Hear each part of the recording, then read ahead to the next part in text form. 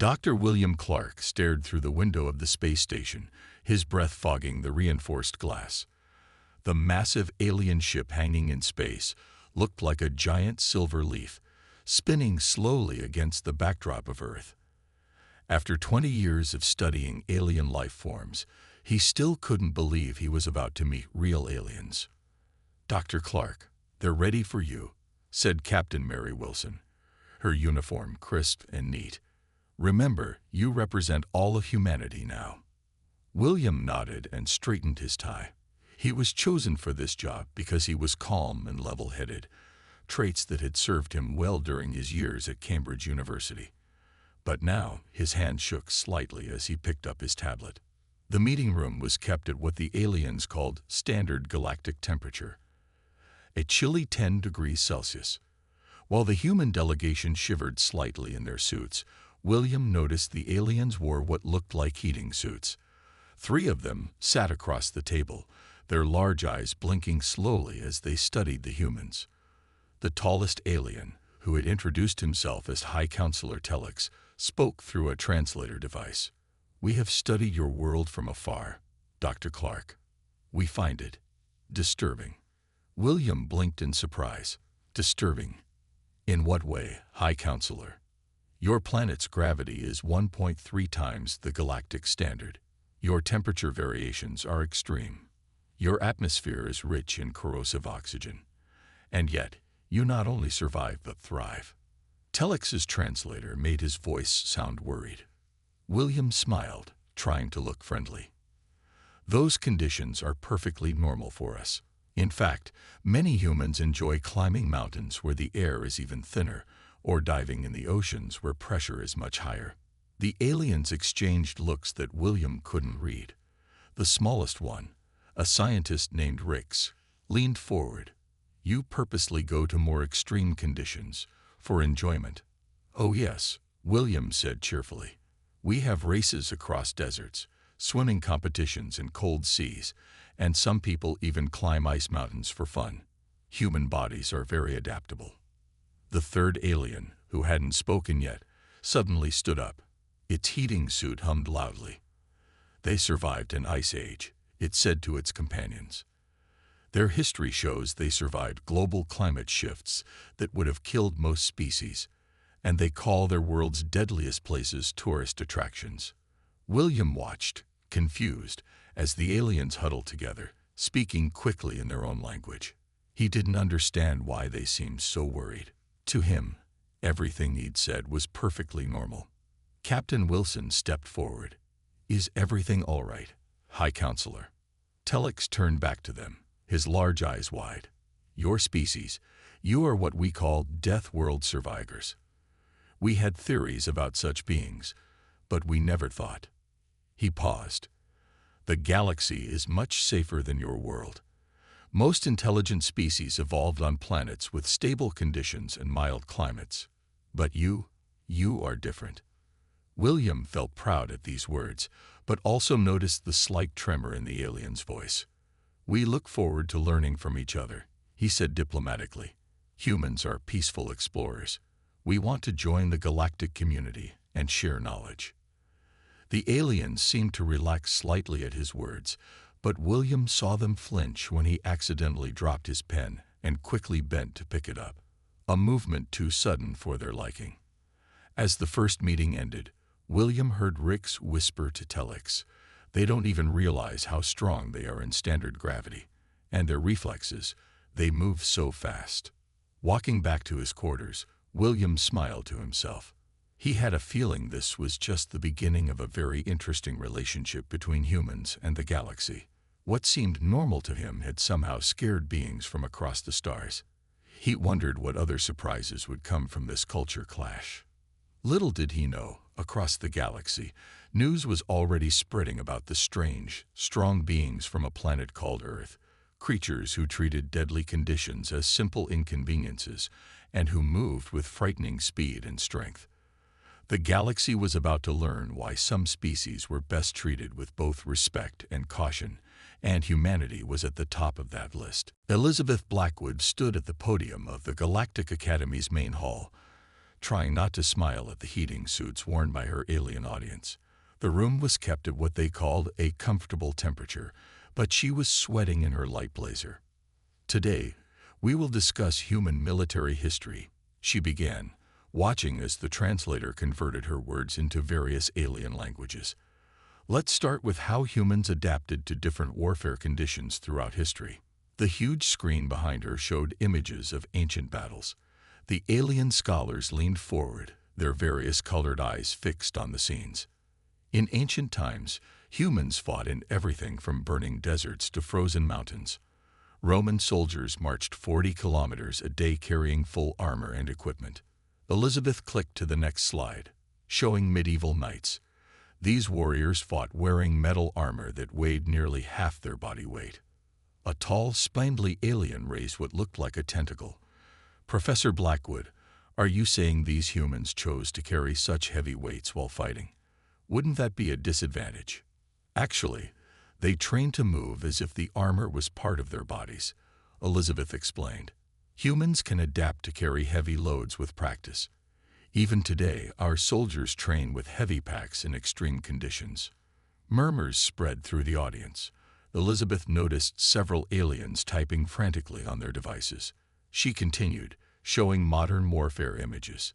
In World War II, soldiers fought in temperatures from -40 degrees in Russia to +40 degrees in North Africa. Submarine crews lived underwater for months. Pilots pulled maneuvers that put enormous strain on their bodies. The Academy's head scholar, Professor Vix, interrupted. "Excuse me, but our research suggests most species would die under such forces. How did humans survive?" Elizabeth shrugged. "We built ourselves up to it. Human bodies are remarkably adaptable. If we need to be stronger, we exercise. If we need to resist heat or cold, we train for it. Our bodies change to meet challenges." The silence in the room was deafening. Elizabeth saw several aliens huddled together, whispering urgently. She moved to her next topic. "Now let's discuss how humans turned virtually everything into weapons. We started with sticks and stones, but quickly learned to use metal, chemicals, and even atomic power." "You made weapons from stones?"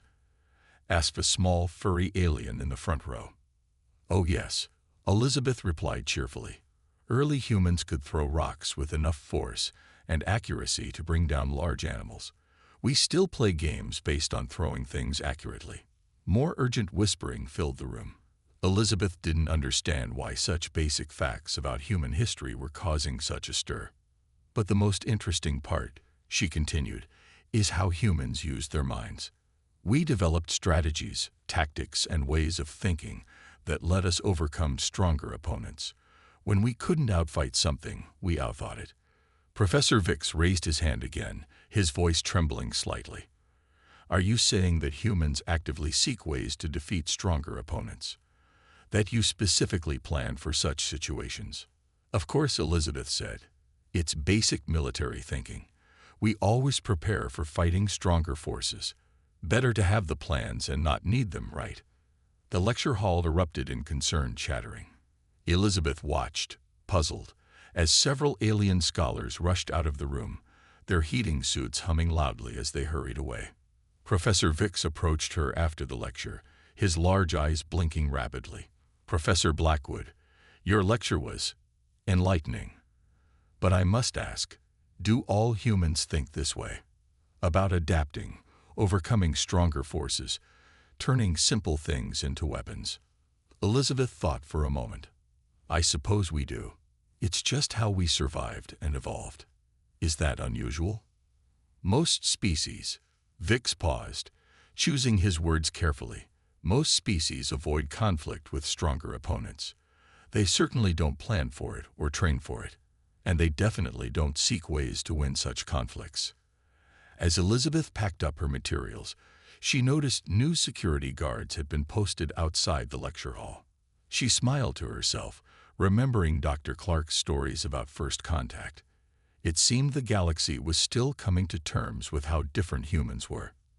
That evening, as she prepared for her next lecture on human innovation in crisis situations, Elizabeth's computer showed urgent messages being sent between various alien academic institutions.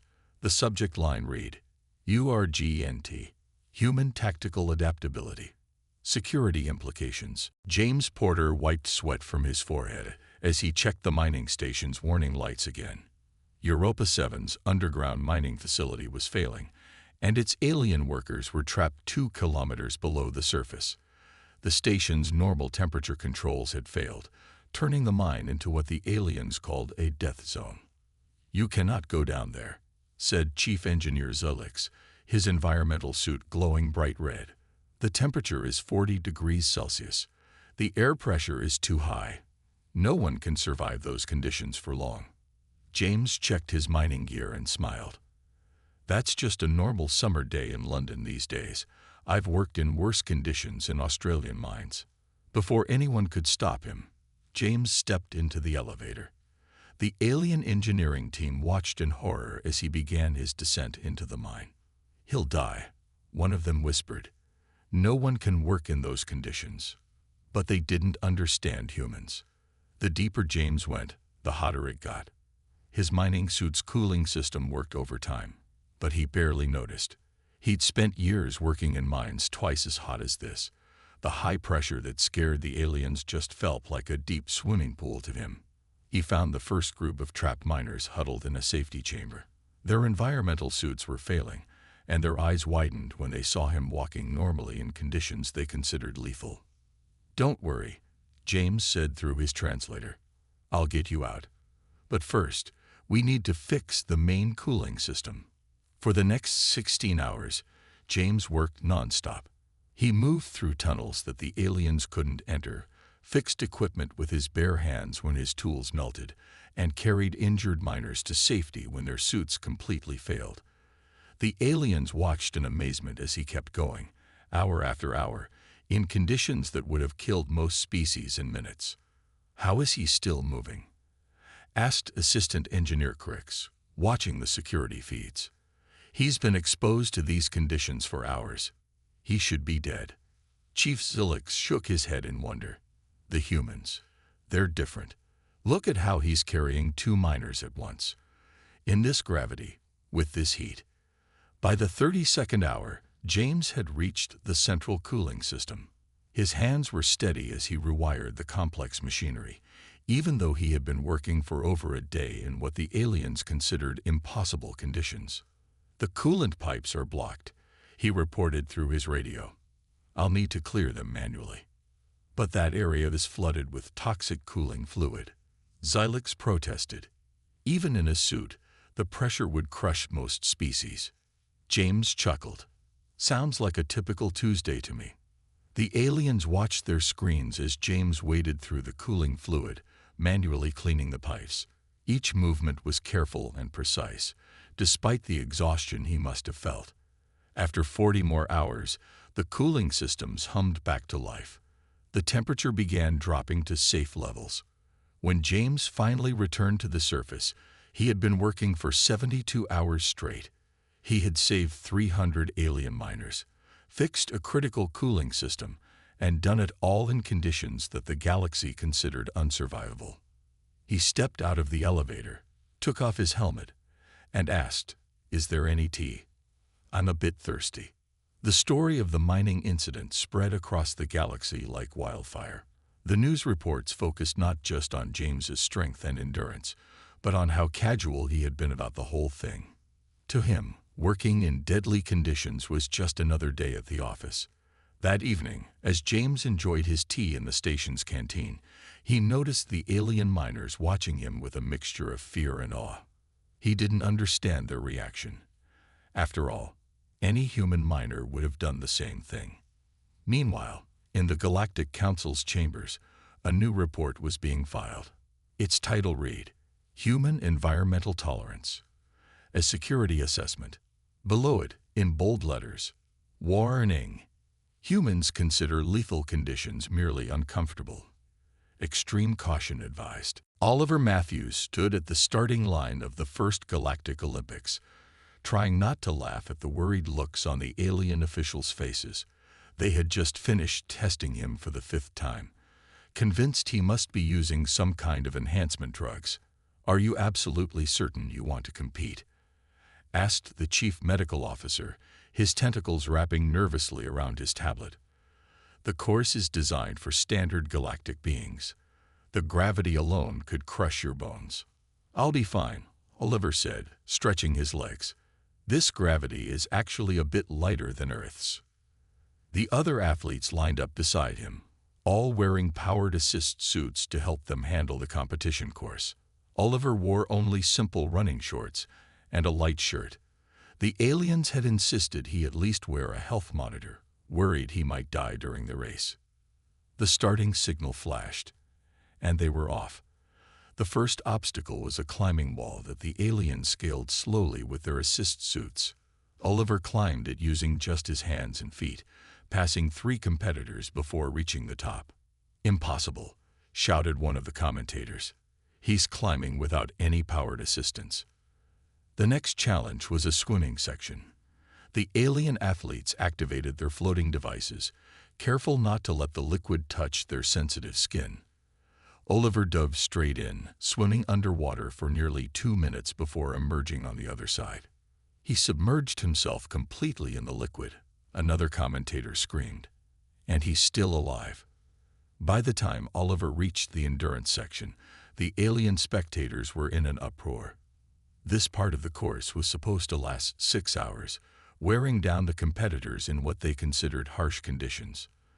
The temperature was 35 degrees Celsius, a pleasant spring day for a human.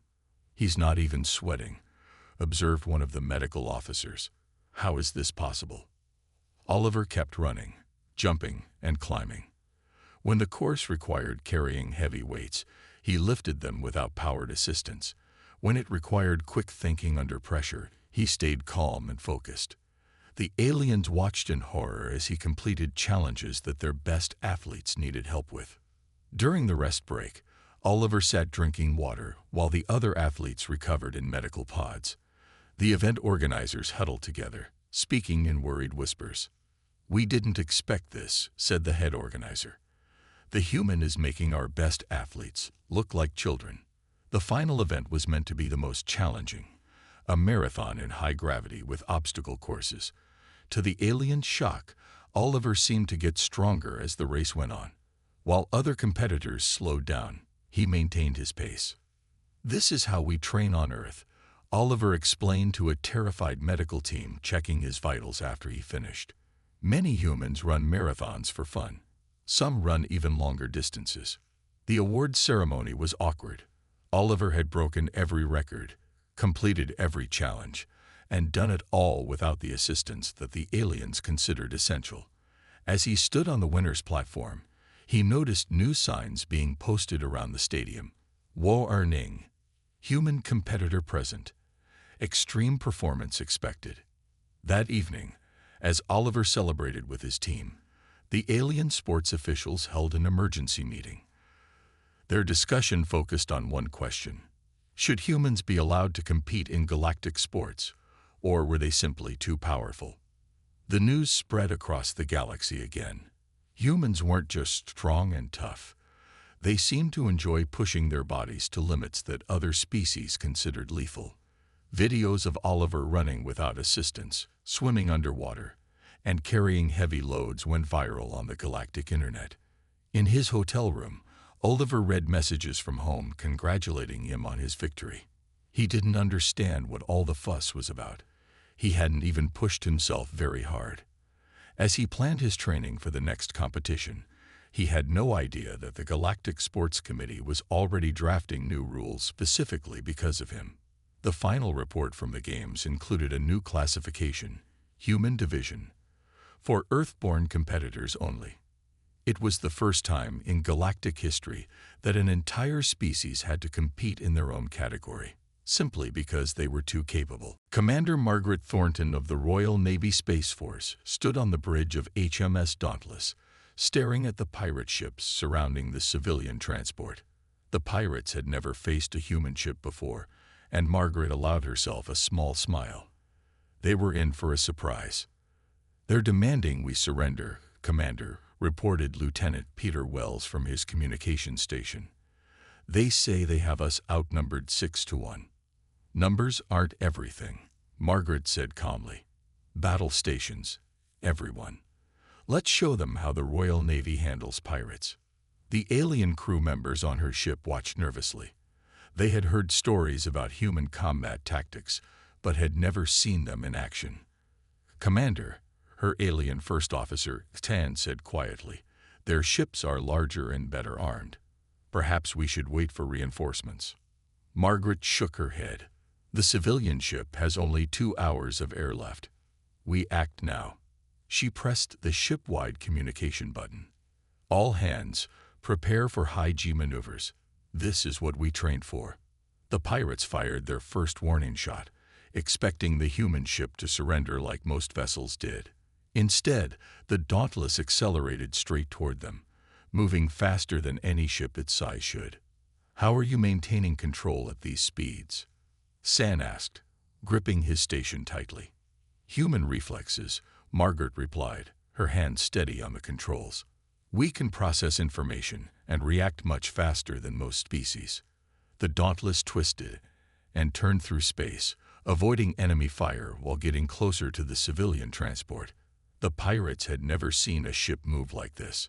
Their shots kept missing as Margaret executed maneuvers that would have knocked most alien crews unconscious. Impossible, one of the pirate captains transmitted. No crew can survive those G-forces. But Margaret's human crew members weren't just surviving. They were thriving. Years of training in high-G conditions had prepared them for exactly this kind of fight. Target their engines, Margaret ordered. Let's show them what human accuracy looks like. The Dauntless's guns fired with precise timing. One by one, the pirate ships lost engine power. Margaret's crew had trained to shoot while under extreme G-forces, something the pirates had never encountered before. 3 enemy ships disabled, reported Lieutenant Wells. The others are trying to retreat. Not today, Margaret said firmly. She pushed the ship even harder, chasing down the remaining pirates. Her alien crew members watched in amazement as the human crew operated at speeds and pressures that should have been impossible. The battle lasted less than an hour. When it was over, all 6 pirate ships were disabled, and the civilian transport was safe. Margaret's crew had performed maneuvers that would become legendary in galactic military history. As they secured the last pirate vessel, Margaret received an urgent message from Galactic Naval Command. How did you defeat 6 ships without taking any damage? Simple tactics and human endurance, she replied. Nothing special. But it was special to everyone else. News of the battle spread quickly through the galaxy. Videos showed the Dauntless moving in ways that defied alien understanding of space combat. Military analysts couldn't believe how the human crew had functioned under such extreme conditions. That evening, as Margaret filed her report, she noticed her alien crew members looking at her differently. They had finally seen why humans had such a fearsome reputation in combat. Commander, Catan said as they reviewed the battle footage, I've served with many species, but I've never seen anything like this. Your people fought as if the impossible was routine. Margaret smiled. That's the thing about humans, San. We don't believe in impossible. We just see problems that need solving. In the following weeks, piracy dropped by 80% in sectors where human ships patrolled. The pirates had learned a valuable lesson. Never underestimate a human crew. The galaxy had learned something too. Humans weren't just tough and adaptable, they were absolutely terrifying in combat. On her desk, Margaret found a new directive from Galactic Command. All ships warned. Human vessels are to be considered extreme threat level. Avoid confrontation at all costs. Robert Harrison was having a perfectly normal day at the Galactic Council until he mentioned his daughter's school sports day. The young diplomat didn't realize his casual comment would cause such an uproar. And then little Emily won the sack race, he said during the lunch break, chatting with alien diplomats. She was jumping around in 40-degree heat, having the time of her life. The room went silent. Ambassador Trell's color changed from blue to pale white. Your offspring was jumping. in toxic temperatures, for entertainment. Trell's translator crackled with concern. Robert looked confused. Well, yes. It was a lovely summer day. All the children were playing outside. Regular sports day stuff. Running, jumping, throwing balls, that sort of thing. The alien diplomats moved away from him slowly. One of them pressed an emergency button on the wall. Is something wrong? Robert asked, sipping his tea. I have videos if you'd like to see. The three-legged race was particularly fun. You tied your young together and made them run. Another diplomat gasped. In lethal conditions. Robert tried to explain that it was all perfectly safe, but this only made things worse. When he mentioned that some children also went swimming afterward, several diplomats fled the room. I don't understand, he said to his assistant, Jane Parker. I was just telling them about normal children's activities. Jane, who had worked in alien relations longer, put her head in her hands. Sir, remember how they react to adult human capabilities. You just told them our children play in conditions they consider deadly. The emergency meeting of the Galactic Council that followed was the largest in recent history. Robert sat in the witness chair, feeling very confused as alien representatives fired questions at him. These playground activities, they are common on Earth? Asked the chief counselor. Of course, Robert replied. Every school has them. Children love playing outside. And the young humans survive this. Well, yes, they have fun. Sometimes they scrape their knees or get a bit sunburnt, but that's just part of growing up. The council chamber erupted in horrified whispers. Robert watched as images of Earth playgrounds were displayed on the giant screens. To him, they looked perfectly normal. Children climbing, running, falling down, getting up again. But the alien representatives watched in horror. They climb on metal bars. In full gravity? One counselor asked, looking faint. And they intentionally spin themselves on rotating platforms. Another added, horrified. Oh, you mean the roundabout? Yes, children love those. Makes them dizzy, Robert said cheerfully. We also have these things called roller coasters. They're like fast trains that go upside down. Great fun for family outings. Several counselors had to be helped from the room. The chief counselor called for a brief recess when Robert started explaining what a water park was. During the break, Jane showed Robert the emergency messages being sent between alien worlds. They all contained variations of the same terrifying revelation. Human children were naturally as tough as adult warriors of most species, and they did dangerous things for fun. But they're just playing, Robert protested. All children need exercise and adventure to grow up healthy. Sir, Jane said patiently, you just told the galaxy that our children treat death-defying acts as entertainment. They're wondering what these children will be like as adults. When the council resumed, Robert noticed new security personnel in the room. The chief counselor read from a document. Given this new information about human juvenile capabilities, we must reassess all previous human threat evaluations. That evening, as Robert prepared his diplomatic report, he still didn't understand the fuss. He looked at a photo of Emily on his desk, showing her proudly covered in mud after a rugby match. To him, she was just a normal 7-year-old having fun. Meanwhile, across the galaxy, emergency meetings were being held. The subject, human children, the next generation of super beings. The galaxy's fear of humanity had just reached a whole new level. Dr. Emma Fletcher stared at her laboratory's main screen with a mix of excitement and concern. Her team had just made a breakthrough that would change space travel forever. The problem was, she wasn't sure if the galaxy was ready for it. Run the test again, she told her assistant, Michael Brown. Let's be absolutely certain. The alien scientists in the lab watched nervously as the humans worked with dangerous materials and energy levels that their own species wouldn't dare touch. Dr. Fletcher, said her alien colleague Dr. Venn, these power levels are extremely unsafe. Perhaps we should stop. Emma shook her head. Trust me, Venn. We've done this dozens of times in testing. It's perfectly safe if you know what you're doing. The experiment involved combining human engineering with alien technology. While alien ships used safe, stable energy sources, humans had found ways to harness more volatile but powerful alternatives. Think of it like cooking, Emma explained to her worried alien team. You prefer to cook food at low, safe temperatures. We humans learn to control fire and make it work for us. The test results came back positive again. Emma's team had created a new type of engine that was 5 times more powerful than anything in the galaxy. It was also, by alien standards, incredibly dangerous. But how do you control such power? Asked Dr. Venn, his protective suit humming with anxiety. One mistake could destroy everything. That's what humans do best, Emma said, smiling. We take risks, but we learn to control them. Every new technology seems dangerous at first. Word of the breakthrough spread quickly through the scientific community. Emma's team had not only created a new engine, but had also developed new materials that could withstand its power. They had done in months what alien scientists had deemed impossible for centuries. The Galactic Science Council called an emergency meeting.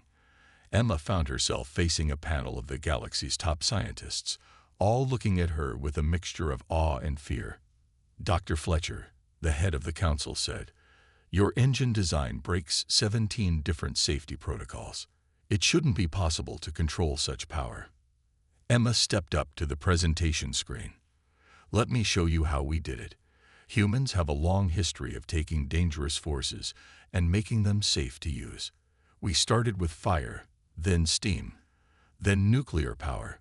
This is just the next step." As she explained the science, the alien scientists began to understand something that frightened them even more than human physical abilities. Humans didn't just adapt to dangerous conditions, they actively sought out new challenges and found ways to master them. "You deliberately worked with unstable energy sources," one council member asked, horrified, "just to see if you could control them." "Of course," Emma replied. "How else would we learn? Every breakthrough comes from trying something new and risky." The council chambers buzzed with worried whispers. Emma's team had just proved that humans could take alien technology and push it far beyond its intended limits. They didn't just use technology. They transformed it. That evening, as Emma celebrated with her team, she received an urgent message. The Galactic Council wanted to create a new department, Human Innovation Containment. They were worried about what else humans might create. "I don't understand their concern," Emma told Michael as they looked at their engine designs. "We're just doing what humans always do, pushing boundaries, solving problems." But across the galaxy, scientific communities were in an uproar. Humans hadn't just matched alien technology. They had revolutionized it. Reports were being filed about human research methods, noting with alarm how they seemed to thrive on taking risks and testing dangerous ideas. The final report to the Galactic Council contained a warning. Human scientific innovation follows no known safety protocols. Their drive to experiment with dangerous forces cannot be constrained by normal regulations. Extreme caution advised. Jack walked through the forest. The trees were very tall. They blocked most of the sun. It was dark and hard to see. But Jack was not afraid. He had walked this path many times before. As he went deeper into the woods, he heard a noise. It sounded like crying. Jack stopped and listened. The crying was coming from behind a big bush. Slowly, Jack walked closer to the bush. He pushed aside some branches. There, sitting on the ground, was a little girl. She looked to be about 6 years old. Her face was red and wet with tears. "Hello," Jack said in a gentle voice. "Are you okay? Why are you crying?" The little girl looked up at him. Her lip trembled as she spoke. "I'm lost," she said. "I can't find my mommy and daddy." Jack felt bad for the girl. He knew how scary it was to be lost, especially in these deep, dark woods. He reached out his hand to her. "Don't worry," he said with a smile. "I will help you find your parents. We will look for them together." The girl stopped crying. She looked at Jack's hand. Then she reached out and grabbed it. Jack helped her stand up. "Thank you," the little girl said. She wiped her face with her sleeve. "My name is Emily." "It's nice to meet you, Emily," said Jack. "My name is Jack. Let's go find your mom and dad." Hand in hand, Jack and Emily started walking through the forest. Jack hoped they would find her parents soon. The woods could be a dangerous place, especially as it got darker. But he would not let anything bad happen to Emily. He would keep her safe until she was back with her family. That's 785 words for part 8 of the story, written in simple English from the third-person perspective. The story continues with Jack helping the lost little girl named Emily search for her parents in the dark, mysterious forest. I aim to make it interesting by adding dialogue, describing emotions, and creating a sense of suspense about whether they will find Emily's parents and make it out of the forest safely. Let me know if you would like me to modify anything.